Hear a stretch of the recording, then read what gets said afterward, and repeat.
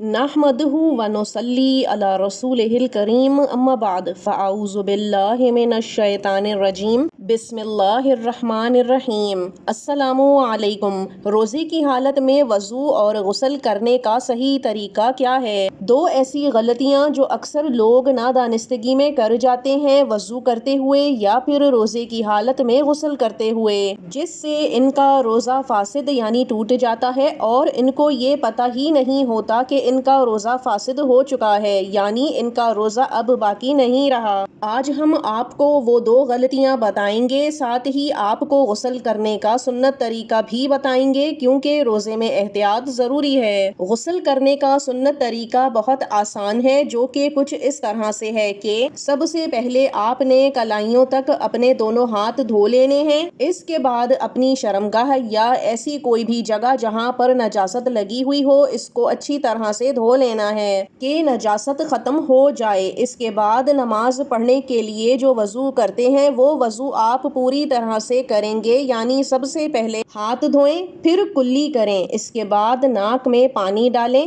اس کے بعد چہرہ دھو لیں، پھر کہنیوں تک ہاتھ دھوئیں اور پھر سر کا مسح کر لیں، پھر پاؤں دھو لیں، پھر پہلے دائیں کندھے پر پانی بہانا ہے، پھر بائیں کندھے پر پانی بہا کر پورے جسم پر اچھی طرح سے پانی بہا لیں، یہاں تک کہ جسم کا ایک رونگٹا برابر حصہ بھی خشک نہ رہ جائے۔ یہ غسل کرنے کا پورا طریقہ ہے، لیکن بعض لوگ اس طرح غسل کرتے ہوئے یا وضو کرتے ہوئے دو بڑی غلطیاں کرتے ہیں جو ان کے روزے کو توڑنے کا باعث بنتا ہے، جس میں سب سے پہلی غلطی تو یہ ہے کہ روزے کی حالت میں غسل کرتے ہوئے جب غرغرہ یا غرارہ کرا جاتا ہے تو کچھ لوگ پانی غلطی سے حلق سے نیچے اتار لیتے ہیں۔ اس طرح سے جب پانی حلق سے نیچے اتر جاتا ہے تو روزہ ٹوٹ جاتا ہے، لہٰذا آپ نے جب بھی غسل کرنا ہے روزے کی حالت میں تو آپ نے احتیاط سے غرارہ کر لینا ہے، نہیں تو صرف کلی بہت اچھی طرح سے کر لینی ہے تاکہ روزہ نہ ٹوٹے۔ اب آ جاتی ہے دوسری غلطی، جو کہ ناک میں پانی چڑھانے کی ہوتی ہے۔ وضو یا غسل کرتے ہوئے ناک میں نرم ہڈی تک پانی چڑھانا ہوتا ہے، لیکن کچھ لوگوں سے ناک میں پانی ڈالنے کے بعد دماغ کی طرف چلا جاتا ہے، یعنی بہت زور سے ناک میں پانی چڑھا لیتے ہیں، جس کی وجہ سے روزہ فاسد ہو جاتا ہے۔ احتیاط کرنی چاہیے کہ ناک میں بس اتنا ہی پانی چڑھایا جائے جو نرم ہڈی تک جائے، نہ کہ اتنی زور سے کھینچا جائے کہ وہ حلق کی طرف یا دماغ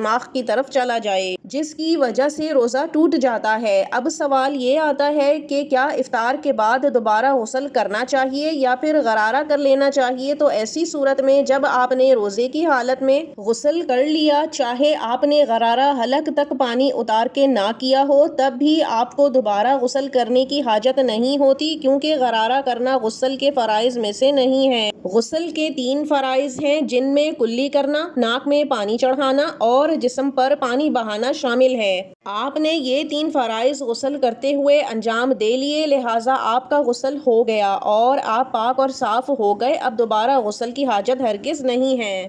امید کرتے ہیں کہ یہ چھوٹا سا لیکن بہت اہم مسئلہ آپ کی سمجھ میں آ گیا ہوگا، اور انشاءاللہ اب آپ روزے کی حالت میں غسل کرتے ہوئے یا وضو کرتے ہوئے احتیاط ضرور کریں گے تاکہ آپ کا روزہ باقی رہے اور فاسد نہ ہو۔ دعا کرتے ہیں اللہ تعالیٰ ہم سب کی عبادات کو قبول فرمائے، آمین۔ اب اجازت دیجیے، وآخر الدعوانا ان الحمد للہ رب العالمین۔ اللہ حافظ۔